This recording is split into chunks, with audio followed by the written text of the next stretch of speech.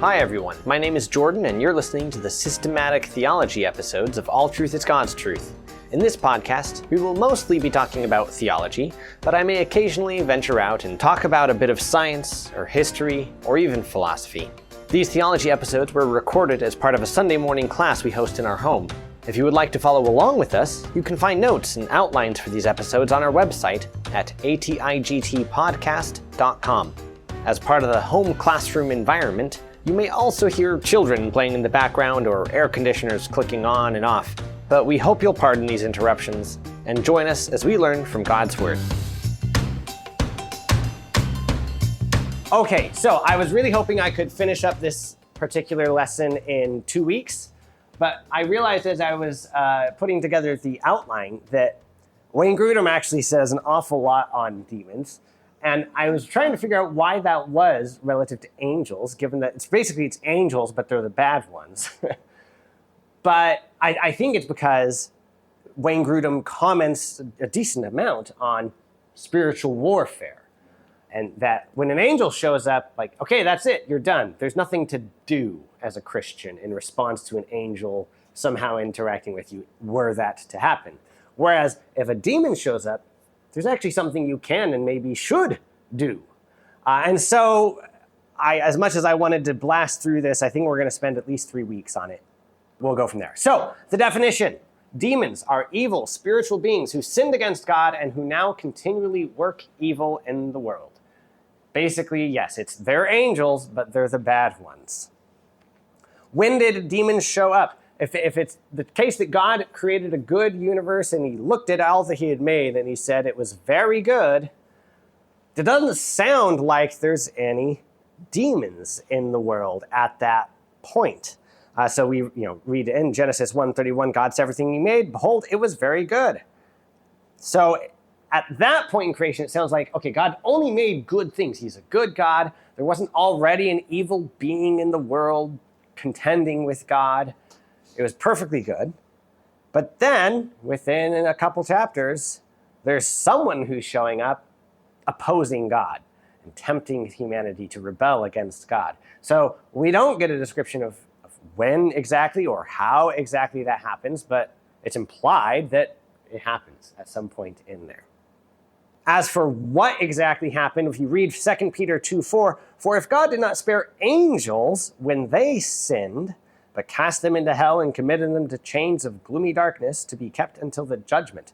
The idea, or the key there being that when they sinned, that apparently they did. There was some group of angels that decided we're going to rebel against God, and that's where we get these bad spiritual beings. Or similarly in Jude 1:6, and the angels who did not stay within their own position of authority, but left their proper dwelling, implying that it does kind of seem, and many of us have probably heard this based on passages like this, that maybe it's some kind of contest of authority that Satan perhaps wishes to be escalated, perhaps equal to God, perhaps greater than God, but whatever it is, that yes, there's these spiritual beings, they've been put in a specific position of authority, but they don't accept that. They want to reorg the structure and put themselves up maybe a bit higher. Again, the details aren't clear, but it seems like that's part of what's at stake in this rebellion. Okay, why do we say some things like that? So here I will talk about something that I realized after the fact doesn't show up in the outline, but that Wayne Grudem alludes to in his text very briefly, and I think we can probably dive in a decent amount more. So we're gonna. And that is, there are two key prophetic passages in the Old Testament that many people think may be a reference to Satan in particular. So let me look those up.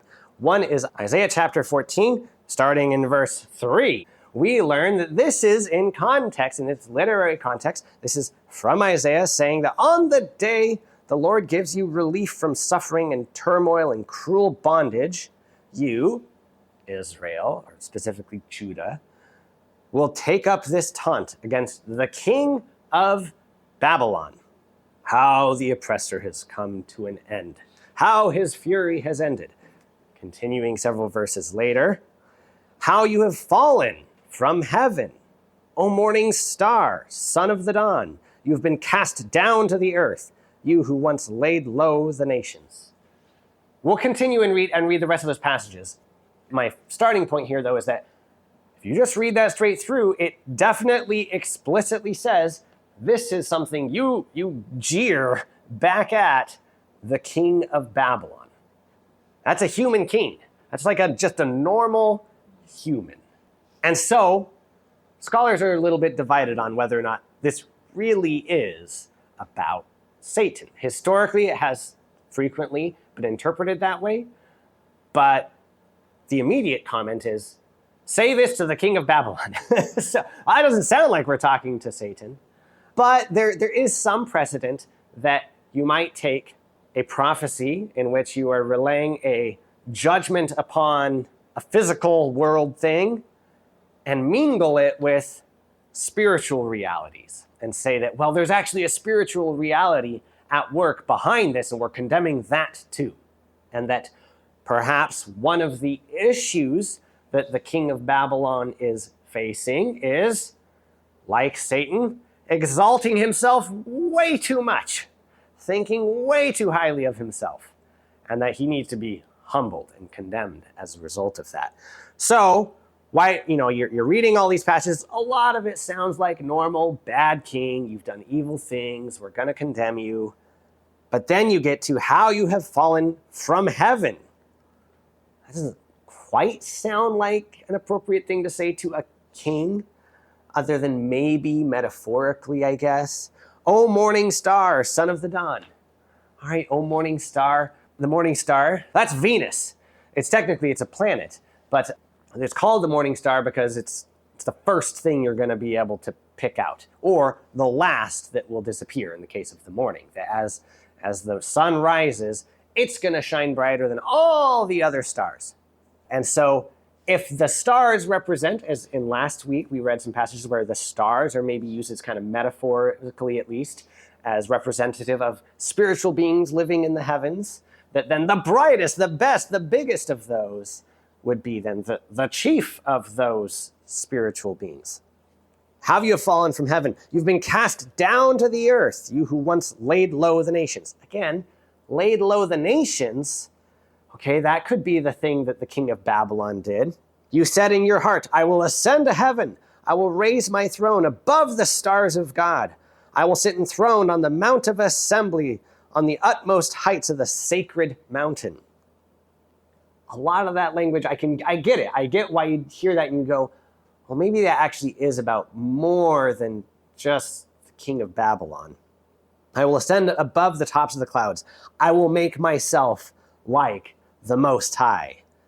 But you are brought down to the grave, or Sheol, the abode of the dead in the Old Testament, down to the depths of the pit. So that passage is often interpreted as, maybe it is about the king of Babylon, but it's a reflection of some spiritual reality going on behind the scenes there. We do get a little bit of insight into the mind of the king of Babylon, to whom the people of Judah would have looked as kind of the representative king of Babylon, that is King Nebuchadnezzar. And in the book of Daniel, you get a little bit of an insight into his brain. In particular, you read about a dream that the king of Babylon, King Nebuchadnezzar, who destroys the temple and thus becomes kind of a symbol of evil at work in the world. He destroys the temple. He has these dreams then, and he asks his interpreters, tell me what my dream means. And none of them can. So then he calls for Daniel, except the requirement is actually, I'm not going to tell you my dream, so interpret it for me. And Daniel pauses and says, okay, basically, no one can do what you're asking, but God can. God can know your dreams and provide the interpretation. And so Daniel then relays the dream and what it means. And what it means is that basically you think too highly of yourself. It's this dream about a great big tall tree, and it's wonderful and mighty, and it's kind of a symbol of being a giant kingdom that everyone lives under. Anyway, so Daniel says, the dream means that you're going to be cut down as this tree is cut down. Then we read All this happened to King Nebuchadnezzar. 12 months later, after he's provided this interpretation, as the king was walking on the roof of the royal palace of Babylon, he said, "Is not this the great Babylon I have built as the royal residence by my mighty power and for the glory of my majesty?" The words were still on his lips when a voice came from heaven. "This is what is decreed for you, King Nebuchadnezzar. Your royal authority has been taken from you. You will be driven away from the people and will live with wild animals and will eat grass like cattle. 7 times will pass for you until you acknowledge that the Most High is sovereign over the kingdoms of men and gives them to anyone he wishes." So the sin that we read about King Nebuchadnezzar committing does kind of seem to parallel some of what's being commented on here in Isaiah, that he's thinking, "I'll lift myself up really high, how great I am for my own majesty," and that thus he needs to be cast down and thrown down to the ground. Or, insofar as maybe King Nebuchadnezzar, as a real human being, is standing in as a representation for a spiritual enemy, that could be a comment on, yes, these spiritual beings didn't accept their position, rebelled against God, and were cast down as a result. So anyway, that's Isaiah. There's one other in Ezekiel chapter 28, where a similar thing happens. "The word of the Lord came to me," Ezekiel, and said, "Son of man, say to the ruler of Tyre, this is what the sovereign Lord says. In the pride of your heart you say, I am a god. I sit on the throne of a god in the heart of the seas. But you are a man and not a god, though you think you are wise as a god." And the rest of the passage goes on to say many similar things that maybe kind of sound like, again, a king, a real earthly king. I mean, it says, "Say to the king of Tyre," you're thinking of yourself like a god. But later we read, "Therefore, this is what the sovereign Lord says. Because you think you are wise as a god, I am going to bring foreigners against you, the most ruthless of nations.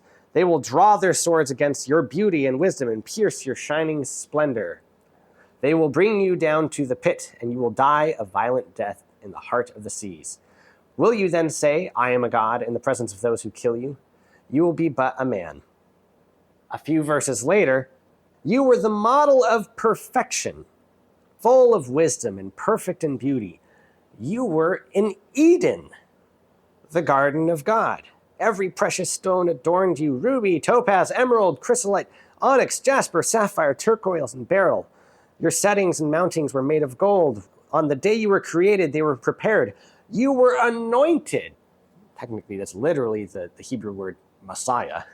"You were anointed, a chosen, kind of selected individual, as a guardian cherub." Odd language to be using of a king, saying that you were in Eden. Another term that only shows up like 4 times in the Bible, most of them in Genesis. And you were a spiritual being, a cherub, covering cherub, maybe even like a really highly exalted one that's symbolically right there, right in front of the throne of God. You were like the best of the best. And I'm going to cast you down as a result of the fact that you've said, I am a god. Again, immediate context suggests we're talking to the king of Tyre. But some of the language similar to in Isaiah maybe sounds like we're simultaneously condemning the spiritual reality behind the king of Tyre, who is this, perhaps, a spiritual being, maybe the chief enemy of God, spiritual being, who's overly exalted himself. Thoughts on that before we continue? That's kind of some odd stuff, but those 2 passages will come up, and scholars are a little bit split on whether or not that's an accurate description, or we're meant to learn anything about Satan from that. I think there is some good reason to suspect that, yes, there's at least some commentary going on about a spiritual reality, and that maybe we're reading about Satan. If nothing else, it seems to parallel what is alluded to in these other New Testament passages where we do learn that, yes, there's a rebellion, and that, yes, maybe there's something about not accepting their proper positions and wanting to elevate themselves, presumably, as opposed to de-elevate themselves. And that's the kind of thing we're reading about in these historical contexts about these earthly kings. Interestingly, why is Tyre an appropriate king to condemn? I mean, what does Israel have against Tyre in the first place? Turns out Tyre shows up in a couple of places. The main way in which Tyre is a figure in the Old Testament is that Tyre is the seat of the residual Canaanite culture. That is, everywhere across the eastern Mediterranean coast was Canaanite. Then, around the time of the conquest of Joshua, according to archaeological evidence, there's an immediate sudden cultural material shift. Boom. A new people group have moved in, and they're not Canaanite anymore. Now, scholars like to debate a lot of the details there, but the gist is a new people group has moved in. There is a north of that coastal area, in modern-day Lebanon, there is a large city-state called Tyre, and its partner city, Sidon. Can we have another muffin? Another muffin? Yes, you may have one more muffin, bud. And, so Tyre thus represents, effectively, Canaanite culture. In fact, they colonize much of the Mediterranean area. I've said this a few times, I know, but Carthage, eventually, that's their chief colony. And they are Canaanites, such that Jeffrey commented accurately, Hannibal, the great ancient general, that Baal there, that's Baal, the bad guy in the Bible.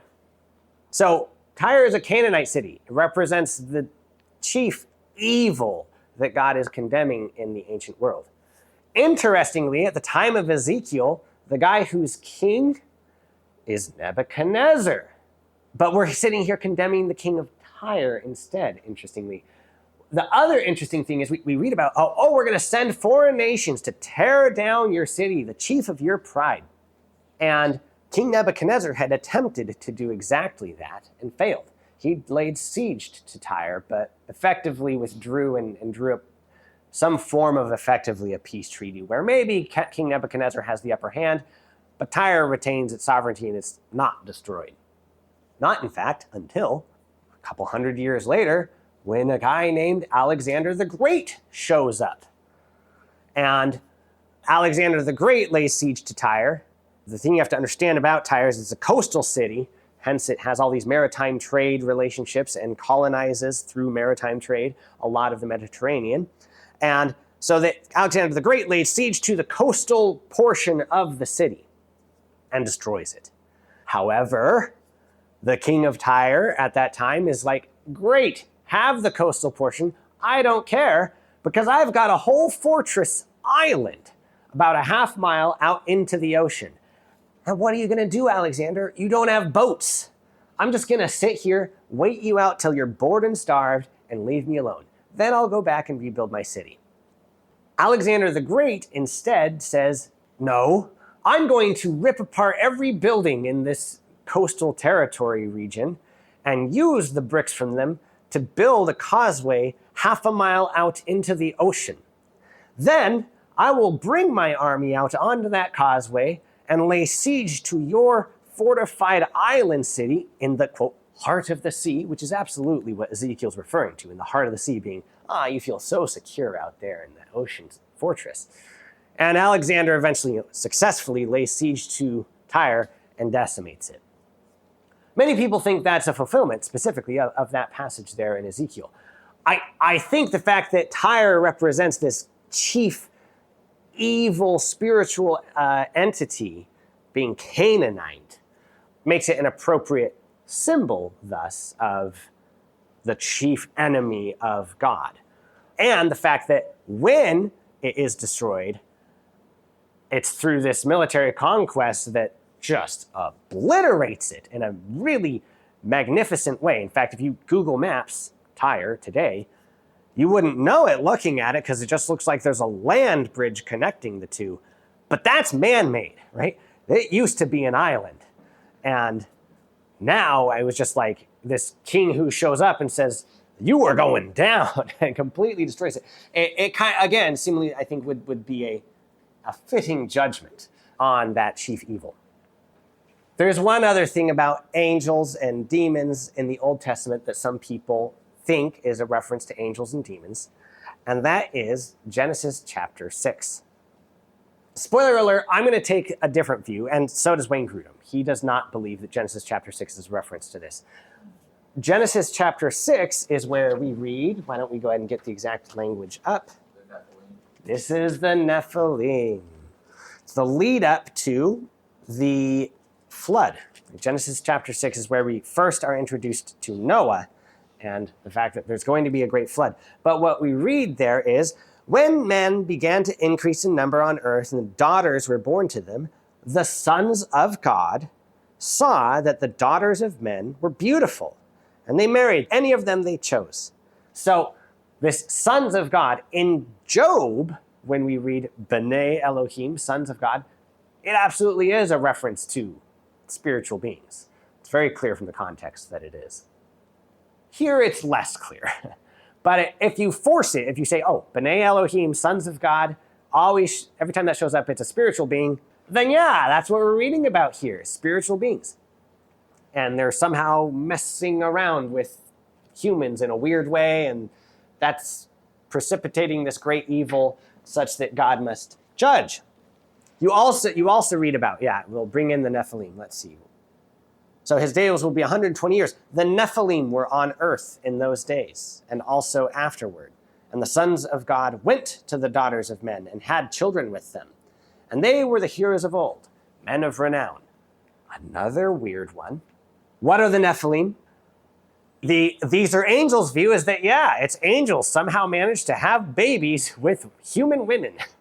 And that's what the Nephilim are. There are a few other passages in the Bible that use the term and that are connected to the concept of giants, like Goliath, a giant.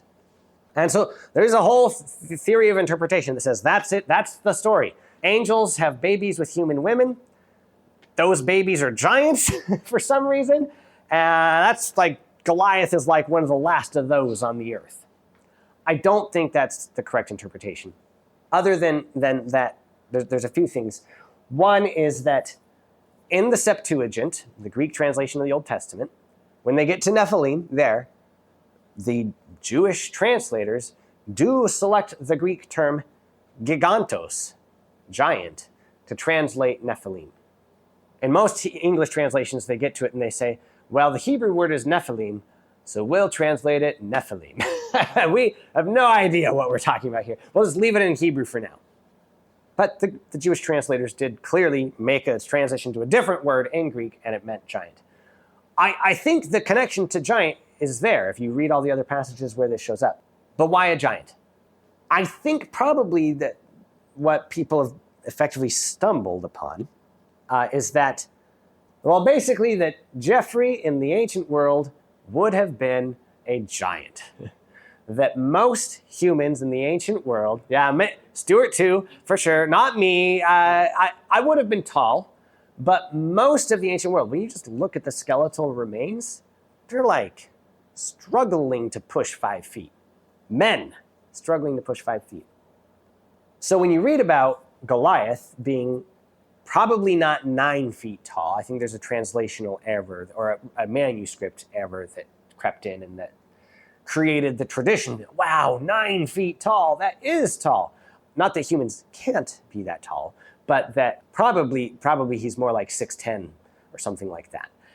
Huge, like dominating force on the battlefield against a bunch of 5 foot tall people who are malnourished, basically. Okay, so why are these the Nephilim? Why are the children of sons of God Nephilim? Wayne Grudem, we actually take two opposite views, he and I. Wayne Grudem thinks sons of God, that is righteous people. That basically, because of Cain and Abel, you read about Cain and Abel. Cain, he's not a good guy, right? The only thing we know about him, basically, is he murders his brother. So his offspring are understood in the context of that story to be the unholy, unrighteous offspring, versus Seth, who we read about after the murder of Abel, implied to be the righteous offspring. And that thus the sons of God, these righteous offspring, are intermarrying with the unrighteous offspring. I guess the idea just being that holiness on the earth is diminishing and that wickedness is overcoming or spreading about rather than righteousness spreading about. And so we get to a point that God desires to wipe out the earth. But then why do we read about the Nephilim? That doesn't explain anything about the Nephilim. Why is that a comment at all? I think there is a connection because an alternative understanding of the Nephilim and this passage about the sons of God is that in the ancient world, as we read about in just a few of these other passages, kings say, I am a god. And especially in, say, Egypt in particular, the Pharaoh is God on earth. They are the very image, is often the language used, the very image of God on earth. So their sons take for themselves a harem, basically. And these harem produce very large babies. Why are they very large? Because they're very well nourished. Basically, we've learned since the Industrial Revolution, now that we all get way more calories than we need, you can grow pretty big if you're nourished. But most of the ancient world is effectively malnourished, or at least borderline getting enough food for a day. Maybe a great way to learn about trusting God, not a great way to grow tall. But the sons of kings who are very well fed and go to battle very well fed versus all the other soldiers who are just commoners, they're going to stand out on the battlefield as 6'10" soldiers, towering over 5-foot individuals. And you probably don't want to fight against them. So men of renown, yeah, that would make sense. Spiritual beings who Jesus says don't marry, and how does a spiritual being somehow conceive with a human? I think that's introducing some weird aspects to the theology that aren't well supported otherwise. But there is a tradition of interpreting sons of God in Genesis chapter 6 as demons. Well, we've gotten almost nowhere. Let's try to get a little bit further. I think basically that's not likely the case. Wayne Grudem thinks it's righteous versus unrighteous. I don't think that addresses this question about why are we talking about Nephilim being there as well. And I think that probably it's sons of God being the children of kings, kings who were elevating themselves to be gods on earth. And I think that's the language that's being used there. Okay, Satan is head of the demons. Basically, it does seem like there's a chief bad guy out there, and that's Satan. Wayne Grudem even says explicitly in the text that this is the personal name of God's enemy. I think it's important, and you learn a bit about Satan by understanding that that's actually not his personal name. That's just a title. I agree it gets used as a personal name in the sense that, yeah, you just say Satan, and oh, that one. I know who you're talking about. But there are instances of using that term about humans where they're just an adversary, people who show up to oppose you. And so I think it's important to recognize we're using a descriptor to identify a specific being, but it's just a descriptor. We don't learn a name. And as I've said several times before, I think it's because we don't want to honor that being with a personal name. Okay, so in Job 1:6, where again we read about the sons of God, now there was a day when the sons of God came to present themselves before the Lord. And Satan, here it's clear because of context, that's a specific person. Satan was there among them. So there, Satan means the adversary. In the Greek Septuagint, again, that term often gets translated as diabolos. Probably you can hear it, but especially if you remember from last week, we talked about tsavuot or tsabuot. The B and the V in many languages are interchangeable. So if we take diabolos to diavolos, you hear devil. Devil. So that's where we get the term devil. Yes, Jeff. So sometimes I hear it's the meaning is not adversary, but accuser. Accuser. So devil means accuser. Devil means accuser. Satan means adversary. It's a similar idea because Job, one of the few places where we hear words out of the mouth of Satan, Sure, it's the adversaries there to show up. But what's he do? He says, Job doesn't really love you. He's leveling an accusation against Job. Job's love for God is paper thin. Just take away his cool stuff, and you'll see he doesn't really love you. Oh, that didn't work? Okay, let me try a different accusation. Take away his health. Then you'll see. He's accusing Job of false faith or ingenuine faith. So accuser is also appropriate. That's the role Satan seems to play in this heavenly courtroom, if you will. Or similarly in 1 Chronicles 21:1, then Satan, that's the only term we get, it's not any other identifying feature, Satan stood against Israel and incited David to number Israel. So there's, again, an individual doing that. Zechariah 3:1, then he showed me Joshua, the high priest, standing before the angel of the Lord. So we're peering up into heaven. Joshua, the high priest, is symbolically standing there before the angel of the Lord, and Satan standing at his right hand to accuse him. So there's the role that the adversary plays in the courtroom is, I'm going to make level accusations against you. Or similarly, in Luke 10:18, that same term Satan gets transported into the New Testament. They just transliterate it in the Greek to still just say Satan, because it's getting used as a clear Hebrew identifier for that being. I saw Satan fall like lightning from heaven. Again, seemingly a reference to this rebellion where Satan's cast down, much like those prophetic passages where we read about a judgment like that being leveled against a king. Okay, there are, though, some other names for Satan used in the Old Testament. We read about the devil. That's because of this translation of the Old Testament into Greek. That same term devil shows up in the Greek New Testament as well. That's the term that's used in Matthew chapter 4.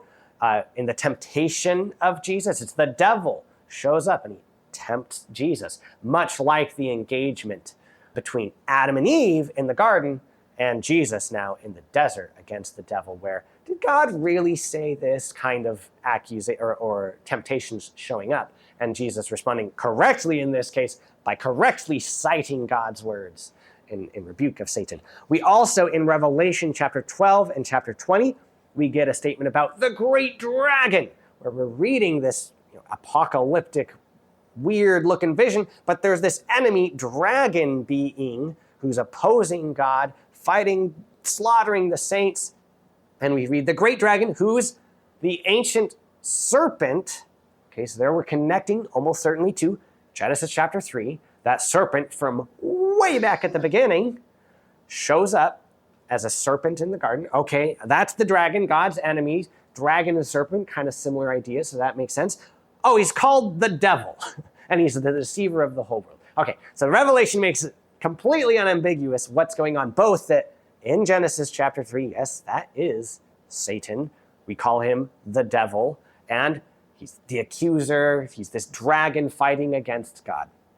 Okay, also the serpent shows up obviously in Genesis, but even in the New Testament, 2 Corinthians 11:3, Paul talks about how he's concerned that as the serpent deceived Eve, so you too will be maybe led astray. So again, just grabbing onto that serpent idea, but recognizing, the spiritual being that's animating this serpent here, that maybe you too would be led astray the same way that serpent, the Satan, deceived Eve. Another odd one, Beelzebul, or Zebub, all kinds of different ways to transliterate it, depending on a lot of different factors. This one, I'll try to go real fast. The Baal, that's Baal. That's Baal. There we go, once again. And as I think I had a chance to allude to now a couple months ago, Baal is really just the Semitic term for Lord. It's not actually a personal name. Do a little digging in the literal dirt and you'll find out that the Baal of the Old Testament is almost certainly Baal Hadad, is the specific deity in Canaanite religion that we're concerned with. But Baal, being an allusion to Baal Hadad, Zavul seems to be a wordplay, basically. Zavul might be a reference to a Semitic word that means on high. Lord on high. Okay, well, who's called Lord on high? Beelzebul is a term that only shows up one time in the Old Testament, where Jezebel's son, Ahaziah, king of Israel, has fallen through a lattice and he's injured. And he says, oh no, I don't know how I'm going to make it. Go down to Ekron and consult Baal-Zebul and ask if I'm going to get better. And 2 Kings chapter 1. All right. But the angel of the Lord said to Elisha the Tishbite, go up and meet the messenger of the king of Samaria and ask him, is it because there is no God in Israel that you are going off to consult? Okay, here the NIV translate. Baal-Zebub, the god of Ekron. Therefore, this is what the Lord says, you will not leave the bed you are lying on. You will certainly die. So Elijah went. So Baal-Zebub, there's the wordplay. Zebub in Hebrew is onomatopoeia for fly. So literally, Baal-Zebub is Lord of the Flies. All right, so we've switched Lord on high, potentially Baal-Zebul, to Baal-Zebub. It's a wordplay, Lord of the Flies. There could be a couple of different things going on there. Some people think, oh, well, there are religious cults out there that try to keep away the pestilence. You pray to the Lord of the Flies, and they keep away the pestilence. So maybe something like that. There is a theme in 1st and 2nd Kings on excrement. Excrement being an appropriate affiliation for Baal. That, in particular, Jezebel's name, probably, there's a number of scholars who argue that in its original language, probably Jezebel meant something like, where's the prince? Or where's the on high? Like Zavul, again, Baal-Zebul, Jezebel, similar linguistic root. It's like this, oh, where's my prince? Or where's the king? Where's the lofty one? But then when it comes into Hebrew, they change the vowels around just enough that it sounds like you're saying, where's the poo? for lack of a better translation. And that they're making fun of her, in particular, for the fact that when she dies, there's this little prophecy that Elijah gives about how she doesn't get a proper burial. She's consumed by dogs. And he says, oh, well, she's just going to become a pile of dung. And anyway, so Baal worship is being poetically and creatively lambasted as worthless as garbage. And so anyway, Zebub being an appropriate, what flocks to piles of dung? Well, flies. So I think maybe that's what's going on there. But that's the only place that Baal-Zebub shows up in the Old Testament. And then that term then means, okay, the real spiritual being behind all this Baal worship is the chief evil spiritual being, Baal-Zebub. And so that becomes a term that gets used a number of times throughout other places, including the New Testament. And so, for example, people actually accuse Jesus, oh, it's by the power of Baal-Zebub that you drive out demons. And they're saying it's by the power of Satan that you do this. And Jesus says, well, that doesn't make any sense. If I were really working with Satan, wouldn't I be cooperating, right? Not working against his kingdom? The ruler of this world, speaking of his kingdom, why is it that there are a few places in the New Testament that talk about the ruler of this world? And it seems to be an allusion to Satan.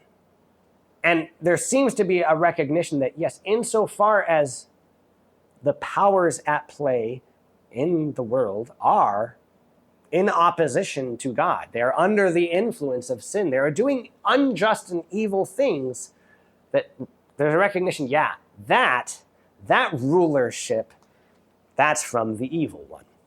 Or similarly, the prince of the power of air. That's an odd one, I'll admit. There's a couple of different things you could dig into there, but I think perhaps the power of air maybe being an allusion to the spiritness, that basically, yes, of all these spiritual beings that are at conflict, the chief bad one, the prince one, that's Satan. But that particular reference seems to be an allusion to Satan. Or similarly, just the evil one. In a number of times in the New Testament, the evil one is a reference to Satan. In particular, in the Lord's Prayer, send us not into trial, but deliver us from the evil one. That's not just from evil. It's specifically, it says the evil one. And it seems to be, again, from Satan. We'll go just a little bit more. But any other comments or questions before I know I said a lot of weird stuff there. Cool. All right, well, here we go. The activity of Satan and demons. So Satan was the originator of sin. That is, that God didn't create evil beings. He created good beings. And then there was a rebellion, it seems, and thus the place where sin enters into existence is Satan and his rebellion. So we read in Genesis 3, 1 through 6, now the serpent was more crafty than any other beast of the field that the Lord God has made. And we won't dig into the whole passage, but that's where we suddenly, out of nowhere, there's this enticement to rebel against God. So it seems like that's the starting point from it. In John 8:44, you are of your father, the devil. Your will is to do your father's desires. He was a murderer from the beginning and does not stand in the truth because there is no truth in him. When he lies, he speaks out of his own character, for he is a liar and the father of lies. That at this point, we don't get a clear description of how that transformation takes place, but not only is he no longer a good spiritual being, but it seems purely evil. And thus, the activity of Satan in the world often results in wild and evil things. So we'll read about it here in a few verses, but that's why when you see Baal worship is attended to by murdering your children, slashing yourself and bleeding out, all kinds of things that we rightly recognize as at least bizarre and correctly, if it were decent society, evil. But there's nothing good that comes about as a result of that. It's always lies and deception. It's always destructive. It's never building up. So similarly, we read in 1 John 3:8, whoever makes a practice of sinning is of the devil, for the devil has been sinning from the beginning. The reason the Son of God appeared was to destroy the works of the devil. That from the beginning, I think meaning early on, after the rebellion, like as early as Genesis chapter 3, maybe not Genesis chapter 1, where everything's still good, but by the time we get to Genesis chapter 3, he's just sinning. That's like his character description is evil and sin and rebellion against God, whereas the Son of God appears to destroy that. Take that Baal worship and eradicate it. Take all the evil practices associated with it and eradicate it. We'll stop there to give you guys time to get to church. Any final thoughts and questions? We didn't quite get as far as I was hoping. Next week, I promise I'll accelerate. I know I spent a lot of time on those odd prophecies and some weird Old Testament stuff, but we don't read explicitly a lot about Satan in the Old Testament. But I think there are some appropriate places where we pick up on the fact that they did understand there's a spiritual reality behind all these evils, and that's reflected in both the Old and the New Testament. Is there any, I think it was in 2 Peter, passage earlier, where they just kind of offhandedly, very matter-of-factly kind of list out some of their thoughts on these things? Do we have any context of does that seem to come from a written source? Is that just believed through oral traditions? Because it seems rather offhanded. And to the matter of fact, right? It's and as we all know, it's almost how it comes across at least. Yeah. Do we have any kind of direction about where those come from? Yeah. Biblical scholars, most of what they write is on topics like this, which are 80% useless, but 20% useful. So hopefully let's get some of that 20% in there. Between the Old and New Testament, Jewish writers do fixate on a lot of these questions. And they develop a theory of spiritual evil that is much more complete. It's not inspired, but they develop a theory that's much more complete. We see elements... Is that in Maccabees and some of those things? Not Maccabees is one of the ones that it mostly stays out of. There's some of the more pseudepigraphical apocryphal works like Enoch. First Enoch is a big one, where we read a description of a battle between the archangel Michael and Satan over the body of Moses, which we read about in Jude. We read an allusion to that. I don't think that is the Bible saying thus. First Enoch is scripture. Just read it, and that's the whole accurate description of what's going on there. But they do work out a lot. And somewhat prominently featured is that weird Genesis chapter 6 angels and humans marrying and having kids, and it gets weird, which is why I think it's excluded from Scripture, because it's just kind of a fascination with this stuff that works out in weird ways. So, what's going on in the New Testament? I think that they're writing to an audience that is familiar with these stories, and that they're affirming the elements of it which are correct, that there is a chief spiritual being. He is in rebellion. He did fall. And I think effectively, which is why I lean towards agreeing that those prophetic passages maybe are actually making some commentary on Satan, because I think they're reading those passages also and going, yes, okay, so there is a spiritual reality behind these evils, even earthly kings, a spiritual reality behind them, and that maybe there's a chief spiritual being who's being cast down from heaven, and that language is a description of him. And that thus, when we read in the New Testament an affirmation of that, I'd say, okay, that's the Holy Spirit authorizing and inspiring, that maybe that's the correct understanding of that, or at least that, yes, that's correct to understand that there was a rebellion and there was a casting out. But sometimes they're making allusions to specific stories that I don't know we're meant to say, oh, those stories should be in the Bible. We're just meant to understand, yeah, we're all familiar with that story, right? And yes, just like how Satan opposes God, so we oppose Satan or something like that. That's not the fast version. I can never give you guys a fast version, I'm sorry. Yeah, but it obviously it stands out as like, what? This Michael fighting against Satan? But yeah, that's an allusion to a number of other Jewish writings.